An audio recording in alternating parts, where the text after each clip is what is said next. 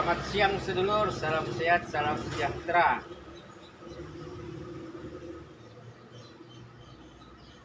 Budidaya belut itu menjanjikan sedulur, sangat prospek sebagai kegiatan ekonomi. Kalau difokuskan, bisa menjadi kegiatan yang motif profitnya lebih tinggi. Jadi menjadi bisnis. Dan sebagai bisnis, dia sangat prospek dan sangat menjanjikan karena apa sedulur?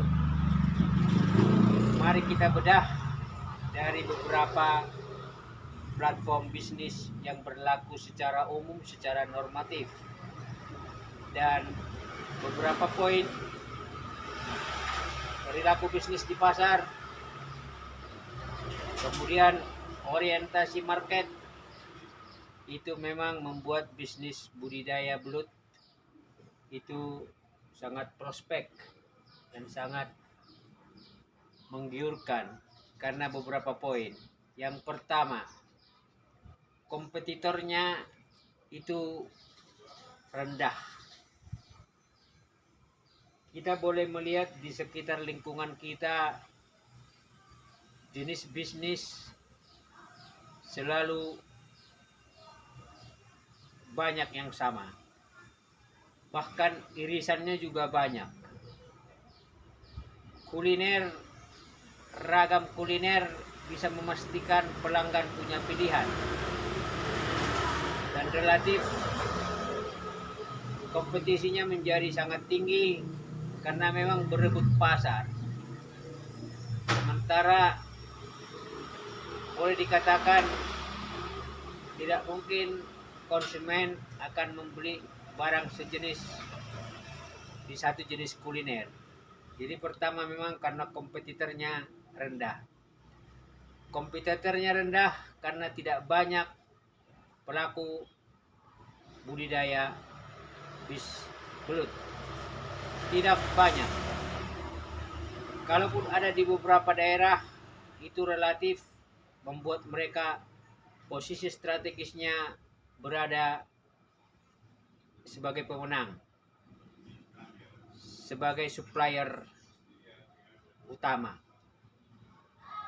Jadi ketika kompetitornya rendah dan tidak banyak pelaku bisnis sejenis dalam budidaya belut, maka bisnis apapun kalau kompetitor rendah itu selalu menjanjikan. Yang kedua yaitu adalah permintaan. Relatif ikan air tawar jenis apapun permintaannya tinggi. Ya. Baik untuk keperluan rumah tangga, resto maupun untuk level makanan, hotel berbintang dan lain sebagainya. Jadi permintaan tinggi mengandaikan masih ada pangsa pasar yang punya daya beli. Masih ada permintaan yang mengatakan bahwa ada konsumen yang suka. Tapi karena budidayanya tidak banyak dan boleh dicek di pasar-pasar, kadang relatif itu stok barang mereka tergantung dari supply dari luar daerah atau mungkin malah dari hasil tangkapan alam. Jadi yang kedua permintaan tinggi. Ketika permintaan tinggi, relatif harga pasti bagus. Harga pasti bagus. Jadi yang ketiga, harganya relatif itu sangat menggiurkan. Coba kita bandingkan ikan air tawar nila, lele, ikan mas, mungkin juga jenis yang lain. Belut memiliki harga di atas rata-rata ikan air tawar yang lain. Gurame relatif 44.000 paling mahal.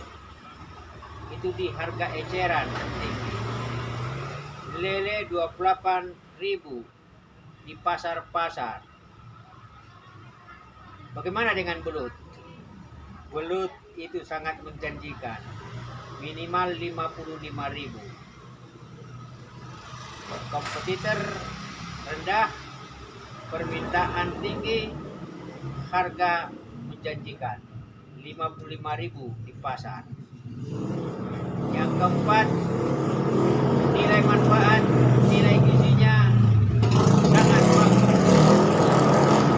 mungkin menyamai ikan air tawar sidat belut berkuping, mungkin di atas rata-rata omega 3 dari belut, protein dari lele. Oleh karena itu, nilai gizi dan manfaatnya sangat bagus buat kesehatan dan sangat bagus untuk menaikkan daya ingat otak. Jadi yang keempat adalah nilai gizi dan manfaat. Berdasarkan poin 4 dan 3, maka tentu konsumennya ini adalah masyarakat kelas menengah. Karena harga tadi 55.000. Di restoran, di hotel ini relatif di atas 80.000 kalau sudah dijadikan rica-rica. Rica-rica belut yang menggiurkan dan membuat lidah kita itu bergoyang ketika kita makan bersama keluarga.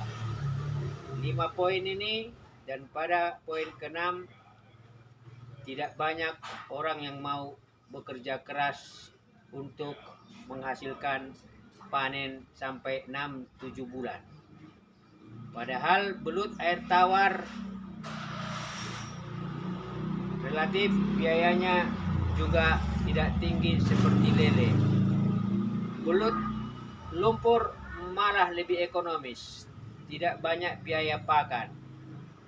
Dan juga yang ketujuh, kegiatan operasionalnya khususnya budidaya belut lumpur tidak banyak.